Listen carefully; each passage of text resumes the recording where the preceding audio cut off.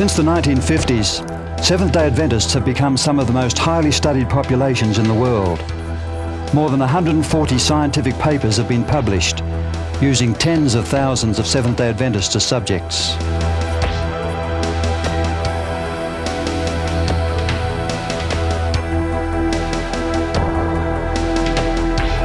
How is it? 120 out riding, right on the mark.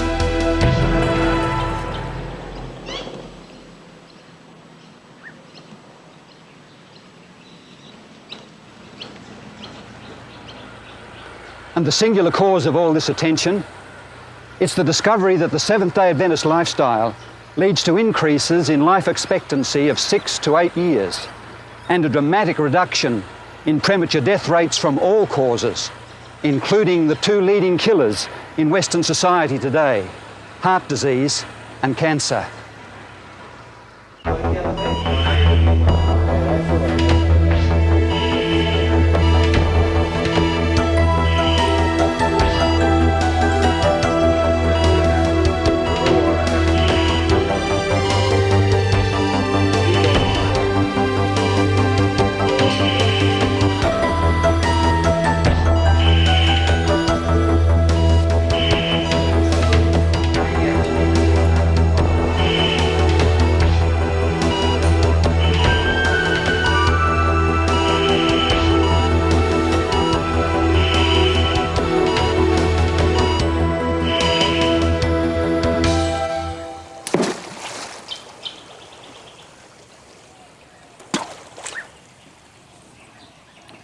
So what is the magic formula? Modern science has clearly established that there is a lifestyle that promotes health and dramatically reduces the risk of disease. It includes a varied diet of fruits, whole grains, nuts and vegetables, and the avoidance of meat and high animal fat products.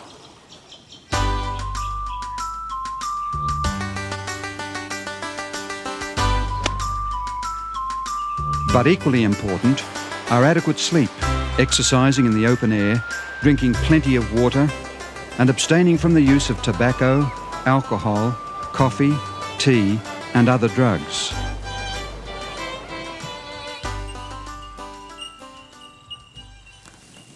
But how did such a comparatively small and relatively unknown group come to adopt such advanced principles over 120 years ago? After all, midway through the 19th century, no one even understood the cause of disease. Proof germ theory was yet in the future. There were no X-rays, aspirin, antibiotics, or antihistamines. Diphtheria, yellow fever, typhoid, cholera, and smallpox flourished. Tuberculosis, known as the White Plague, was the leading cause of death in the urban northeast of America and was accepted as a form of divine affliction. Malarial fever, called the ague, was considered a normal condition of westbound settlers. But even more bizarre than the diseases themselves were their supposed cures. To relieve their patients' sufferings, physicians prescribed calomel, or chloride of mercury, strychnine, arsenic, mercury, saltpeter, opium, alcohol, and tobacco. Many physicians denied their patients water both internally and externally, while others performed amputation with anything but rust-free implements and without the benefits of anesthetics.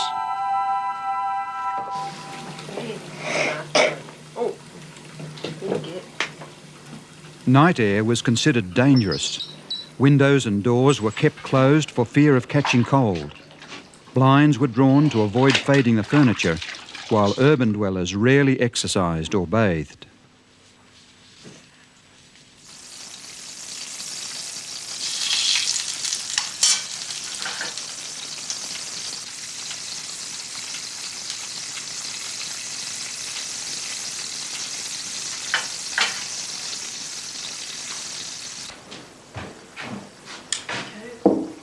The typically heavy diet of the day was made up predominantly of meat filled with grease, hot with condiments, and washed down with tea and coffee.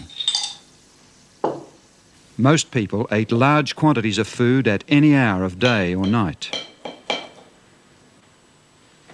The use of tobacco was widespread, even being defended by many physicians as a stimulant to the lungs, and its smoke a cure for bronchitis.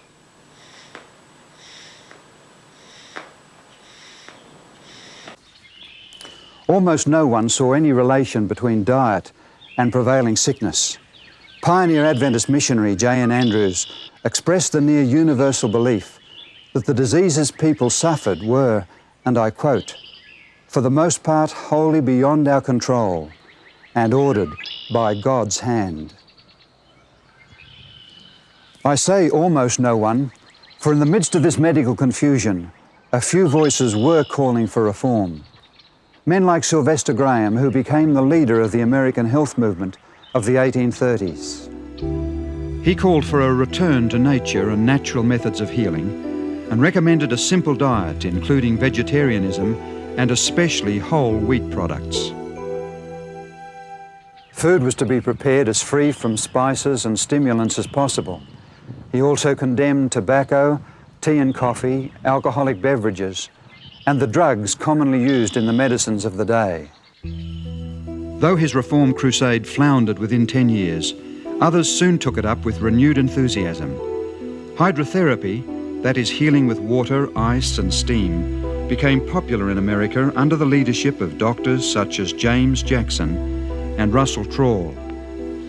Both headed water cure institutions and promoted health reform, and both had close relationships with the pioneers of the fledgling Adventist Church.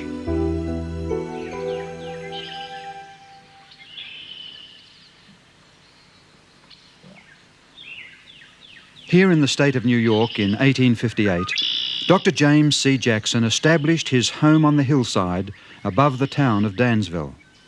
It was the most successful of all the water cure institutions. Jackson published a monthly periodical, Laws of Life, outlining his views. Strongly opposed to the drugs prescribed by his fellow physicians, he treated his patients with natural methods and remedies. He especially emphasized the idea of obedience to natural law and taught that to obey nature is to live. He believed that mistreatment of the body also affected man's moral capacities and therefore weakened the character. During the 1840s and 50s then, there were movements for reforms in health. Yet at the same time, there was also appalling general ignorance and carelessness regarding health and hygiene among most of the population in America. It was at such a time that God chose to alert the Sabbath-keeping Adventists of his concerns for everyone's health and happiness. As in Bible times, he used the prophetic gift. During the years 1844 to 1848, Ellen White received many visions, yet none dealt with principles of health. But in the autumn of 1848, she was shown not only that tobacco was injurious to the health, but that tea and coffee were also harmful. Long before science established the link between tobacco and fatal disease and pointed out the dangers of excessive coffee consumption, many members of the church began to alter their lifestyles in response to her appeals.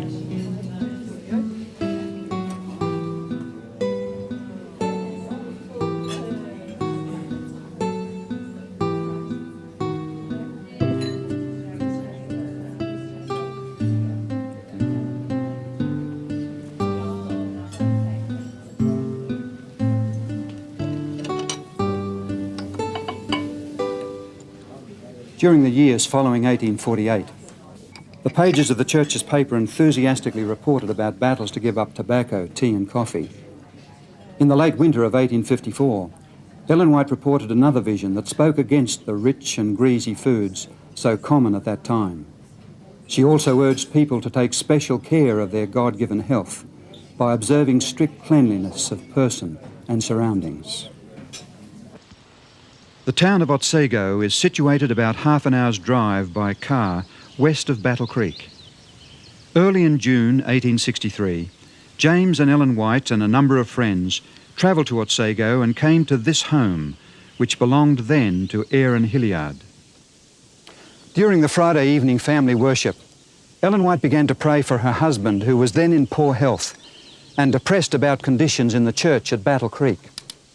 While praying, she was given a vision which was to make a most significant impact upon the Seventh-day Adventist Church and its message to the world.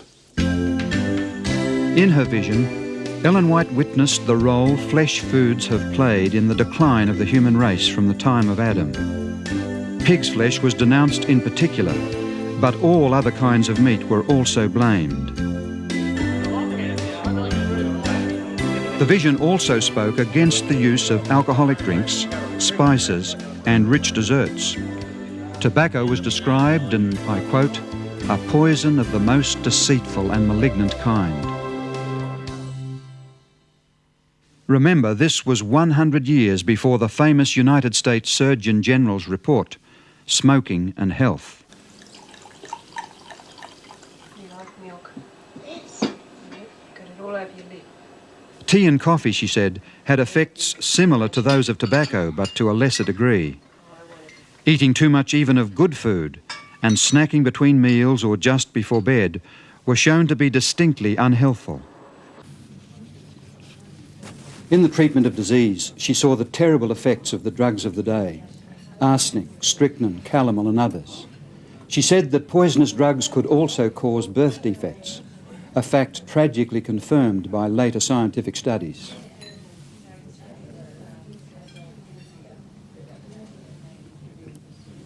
The elimination of these unwise foods and practices would have helped anyone to live better. However, the vision not only corrected errors, but gave counsel on the positive side as well.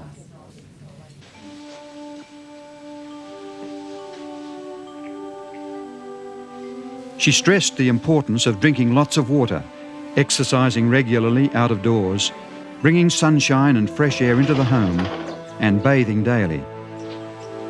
Today, this is all pretty much common sense, but it was a strange message to many in the 1860s. A review of denominational literature shows that in the 6 years prior to the vision, half of those whose deaths were recorded in church papers were under the age of 30. Clearly, lifestyle changes were needed, even within the church. As far as Ellen White herself was concerned, she later wrote, "I was astonished at the things shown me in vision. Many things came directly across my own ideas." Nevertheless, she was clear about the implications of the health message. Health reform is one branch of the great work which is to fit a people for the coming of the Lord. There are, of course, biblical statements which support such an understanding of the importance of physical and mental health.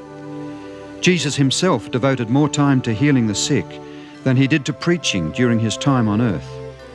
The Apostle Paul explained to the church members in Corinth about the body being the temple of the Holy Spirit. He also taught the church in Thessalonica that a belief in the soon coming of Jesus called for the body, as well as the spirit and soul, to be preserved blameless unto the coming of Christ.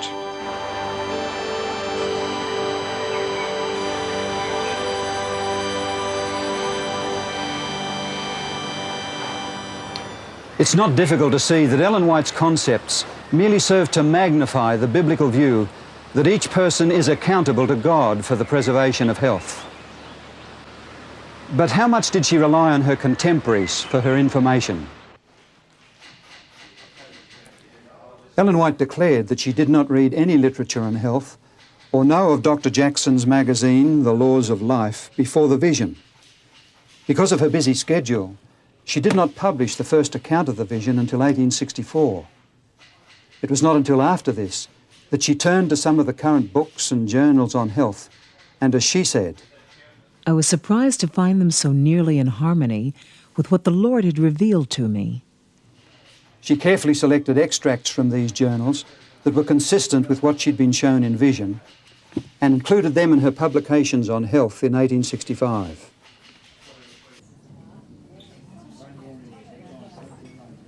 During the years following 1863, more visions were given to Ellen White on the subject of health. It is obvious that they prevented her from promoting the ideas zealously advocated by some writers, since proved to be false.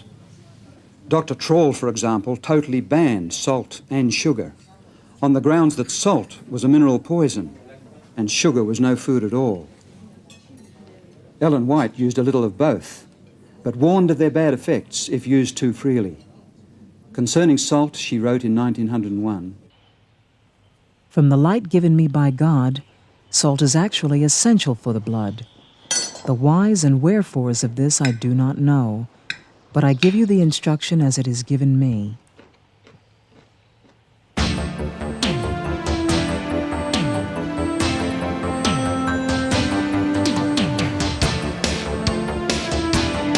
Long before the effects of cholesterol were known, she wrote that olive oil was far preferable to animal oil or fat. She promoted a vegetarian diet, supplemented by a limited use of milk and eggs, long before science confirmed their health benefits. In fact, a vegetarian diet has been found to significantly improve the endurance of athletes. Her concern over refined foods and the use of too much sugar has been amply confirmed by scientific research. And what are the benefits of walking and other exercise in the open air, of water, sunshine, adequate recreation and rest that she so strongly advocated? Who would deny them today? But in Ellen White's day, her messages were not without opposition. Contrary to the medical opinion of her time, she advanced the importance of the function of the mind in the healing process.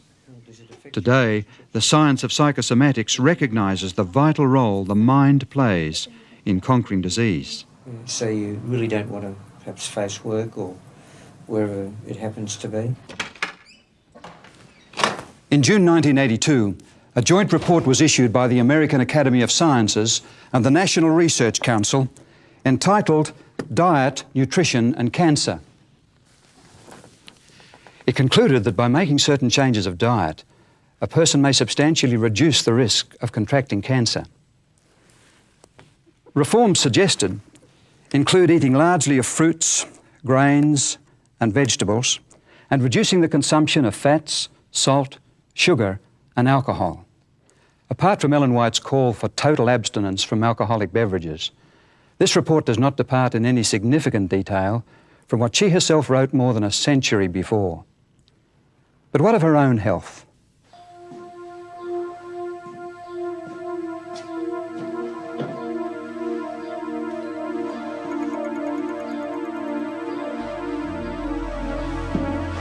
The vision of June 1863 came to Ellen when she was weak, feeble, and subject to frequent fainting spells and dizziness. She suffered throughout her life from heart disease and had been paralysed 5 times before 1870. She described herself as a great meat-eater and that bread was especially distasteful to her. But she accepted the instruction given her and after 1863 radically changed her lifestyle and diet. As a result, her former faintness and dizziness left her permanently, and her health began to improve.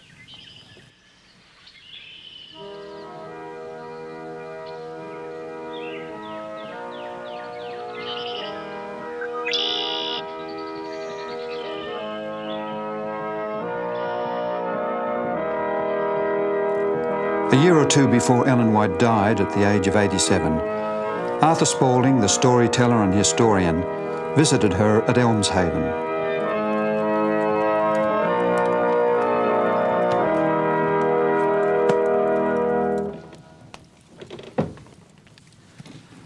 After family worship here in the parlour, she moved outside to the hall and with her brisk light step approached the stairway. Arthur Spaulding offered to assist her up the stairs, but she replied, Oh no, thank you. I am very able to climb the stairs by myself. Why, I am as spry as when I was a girl. As when I was a girl, I should say not. When I was a girl, I was ill and weak and in wretched health. But now the Lord has made me well and strong, and I am better, much better than when I was a girl. Toward the end of his career, Dr. Clive Mackay, Professor of Nutrition at Cornell University, New York, was introduced to Ellen White's writings on food and nutrition. He was deeply impressed and was particularly intrigued by the question of the sources of her information. He asked how a woman with virtually no education could set out health teachings so far in advance of her time. He rejected the idea that she copied from her contemporaries.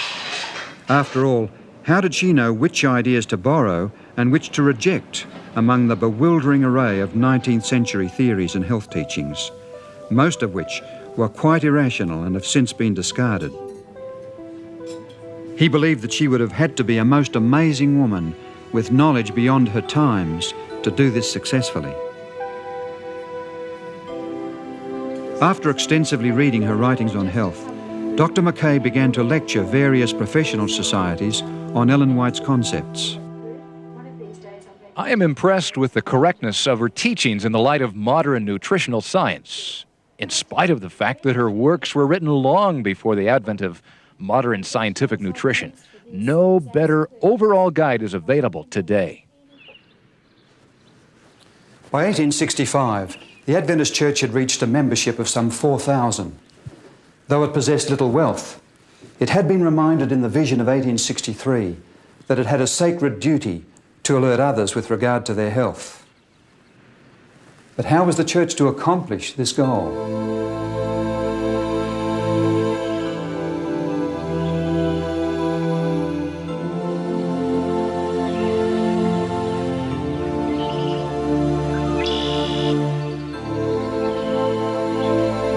In August 1865, James White succumbed to the burdens and pressures of church leadership and suffered a breakdown in health. His wife brought him here to Dr. Jackson's home on the hillside in Dansville, where he was treated for about 3 months. The Whites had an opportunity to observe the principles of health reform in practice and found much to commend. Yet they regarded some of the principles of healing contrary to the teachings of Jesus. In fact, they received some medical advice that may well have proved fatal in James White's case.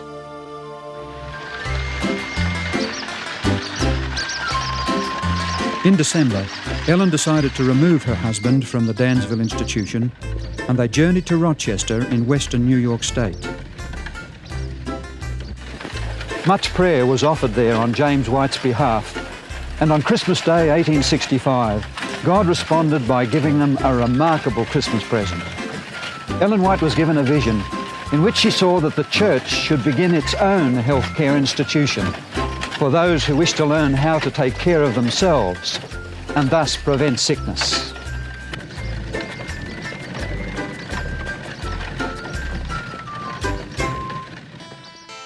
In the following year, a remodeled old house was purchased in the west end of Battle Creek, Michigan, then a flourishing manufacturing town with a population of 5,000. Known as the Western Health Reform Institute, it opened its doors in September 1866 as the first Seventh-day Adventist medical facility in the world. Circulars advertising the institution declared that no drugs whatever would be administered. Natural methods of healing such as water, air, light, heat, food, sleep, rest, recreation, etc., would be employed. By food, they meant a strictly healthful diet consisting of fruits, grains, and vegetables. In 1875, Dr. John Harvey Kellogg, a recent graduate from America's prestigious Bellevue Hospital Medical College in New York, joined the staff of the Institute. He had been encouraged and financially supported in his medical training by the Whites. In the following year, at the age of 24, he was appointed medical superintendent of the Institute, a position he retained for the next 67 years. In 1877, the Institute became the Battle Creek Medical and Surgical Sanitarium. It was the same year that Louis Pasteur presented his germ theory to the French Academy of Sciences. The face of medicine was about to experience change, and Dr. Kellogg would play a major role.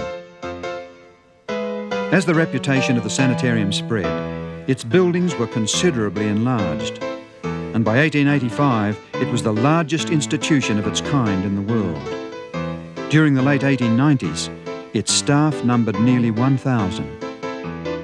Kellogg became widely known as administrator, physician, surgeon, author, lecturer, inventor, and food manufacturer. He kept abreast of all the latest developments in medical knowledge by extensive reading and travelling to Europe to study under the leading physicians there. He was the author of nearly 50 books with a circulation of over 1 million copies. Some were the first authoritative scientific works ever published in America in their respective fields. He founded a medical college and during his lifetime performed more than 22,000 operations, the last when he was 88 years old. His surgical operations were so neat that the Kellogg scar became a trademark. He conducted over 5,000 public lectures to hundreds of thousands of Americans. Dressed in white, he spoke regularly in the sanitarium on the latest medical progress and the system of healthful living he spent his life promoting. He invented many types of apparatus for the treatment of the sick, including this mechanical horse. President Coolidge used one for daily exercise at the White House.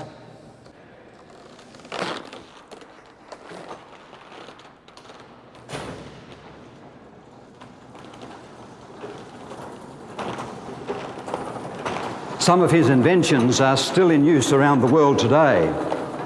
Get up, boy.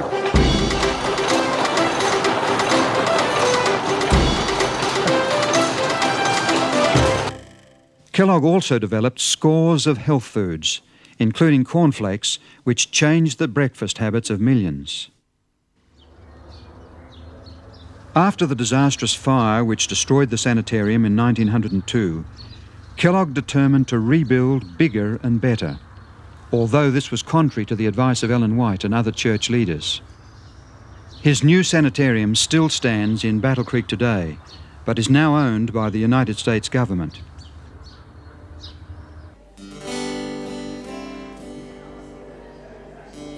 Its impressive portico and entrance welcomed many who came to Kellogg for treatment and to learn of his ways to health. Though he later left the church, he continued to uphold its health principles.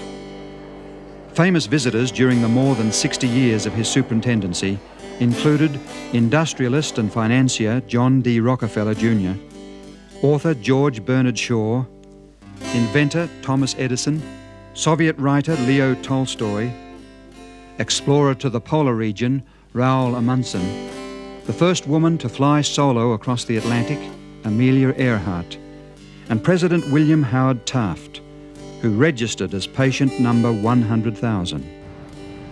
In 1891, Kellogg was asked how the Battle Creek Sanitarium was able to keep 5 years ahead of the rest of the medical profession.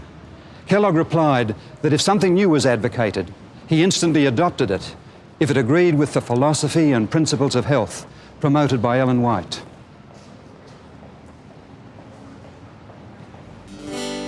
By 1901, it was reported that 27 Adventist sanitariums and 31 treatment rooms were then functioning, not only in the United States, but also in Switzerland, Denmark, England, Germany, South Africa, India, Mexico, Australia, New Zealand, and the Pacific Islands.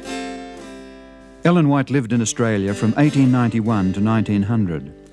During her stay, she encouraged the establishment of treatment rooms that were operated initially in the Sydney suburb of Ashfield by 2 nurses who had trained at Battle Creek.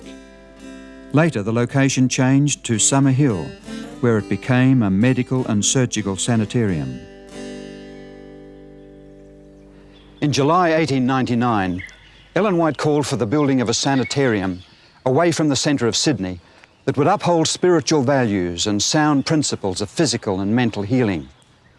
Later that year, she was among the group who travelled from Thornley Station, a northern suburb, by way of the bush track around Dog's Head Rock to inspect a 75-acre property that was the highest land in the Sydney area. During the next few years, a 100-bed sanitarium was built. It was officially opened on January the 1st, 1903. Replaced in 1973 by this modern 304-bed facility, the Sydney Adventist Hospital is committed to the principles of clinical excellence, united with a Christian healing ministry.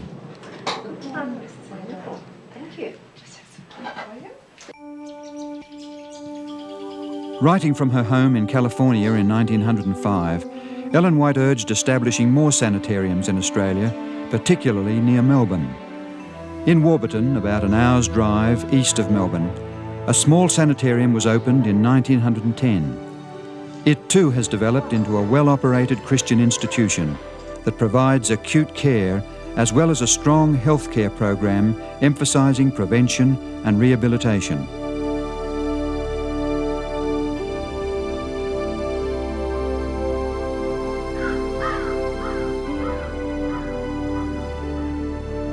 It was in Southern California, however, that Ellen White was to most noticeably influence the church's developing Christian healing ministry. She lived here in her home, Elms Haven, in Northern California, for the last 15 years of her life. During that time, she was given many night visions concerning the work of the church. In one such vision in 1902, God revealed to her that in Southern California there were unoccupied properties in the country suitable for sanitarium purposes and for sale at a price far below the original cost. Not long after this, a 3-story building on beautifully landscaped grounds in Paradise Valley near San Diego became available for sale.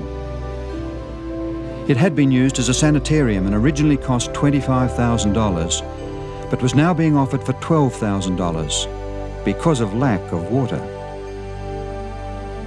Negotiations followed for some 18 months until in 1904 the price was lowered to $4,000, far below the original cost, just as Ellen White had predicted. After the property had been purchased, she secured the services of an Adventist well driller, Salem Hamilton. Mr. Hamilton. Ma'am, we've reached 98 feet. Do you realize that it's 10 stories down? Mm-hmm. And we found nothing but dry dirt and sand. Are you sure the Lord wants you to buy this place? I certainly am, Mr. Hamilton. 3 times I was shown in vision that we should secure this property. Well, that's good enough for me, I guess. The Lord wouldn't give us an elephant without providing water for it to drink, would he, ma'am?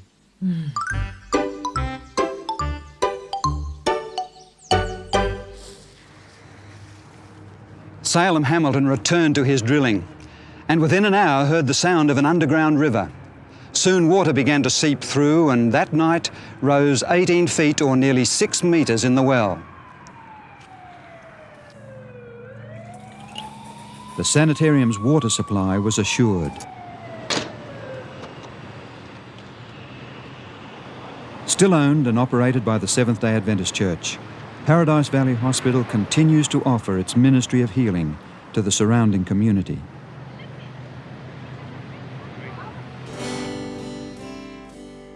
In April 1904, Ellen White urged that a sanitarium should be secured and operated near Los Angeles in some rural district. In Glendale, a suburb of Los Angeles, a 3-story building on 5 acres of land, representing an initial investment of $50,000, was offered to the church for $26,000. In 1904, it was purchased for $12,000, far below the original cost. After its purchase, Ellen White challenged its managers with the words, Spiritual as well as physical healing is to be brought to those who come for healing. words that still motivate the operation of the hospital today.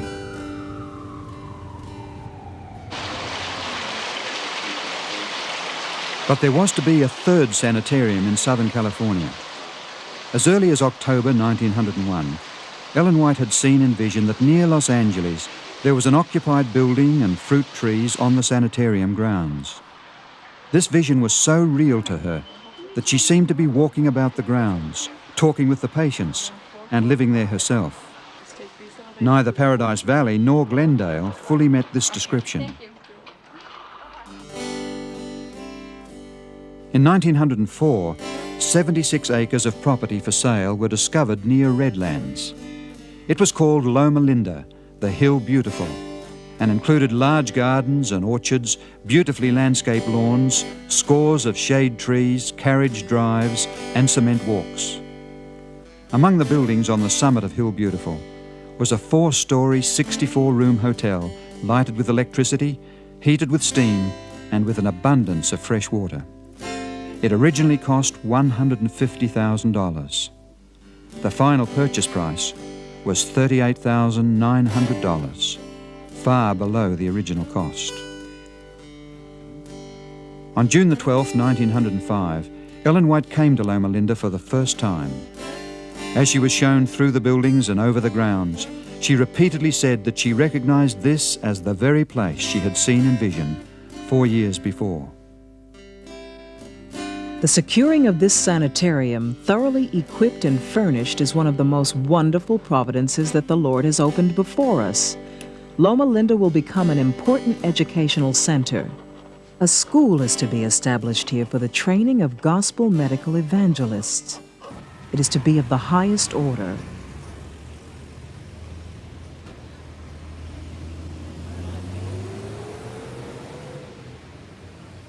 Those who founded it had little money, but they possessed a fortune in faith, faith in God and in His power to bring health and hope to the suffering.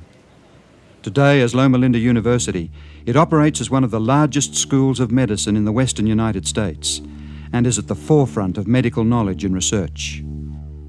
This proton accelerator, developed for the treatment of cancer, is the first of its kind in the world. Along with the hundreds of other Seventh-day Adventist healthcare institutions around the world, the goal of Loma Linda Medical Center is not just to make men and women well physically, but through a ministry of Christ-like compassion and selfless service, to bring them into spiritual healing and into union with God and prepared for the soon coming of Christ. Such a goal reflects the overruling purpose of the Seventh-day Adventist healthcare program as revealed to the Church through the prophetic gift bestowed upon Ellen White. That purpose involves much more than adopting a vegetarian diet or choosing not to smoke or drink alcohol. It is concerned not only with the cure of disease, but also its prevention. Its example and motivation come from the infinite love of Jesus, the divine Good Samaritan, who came to a world of sickness, pain, and death to bring healing, physical, mental, and spiritual. Today, He bids us to follow in His steps.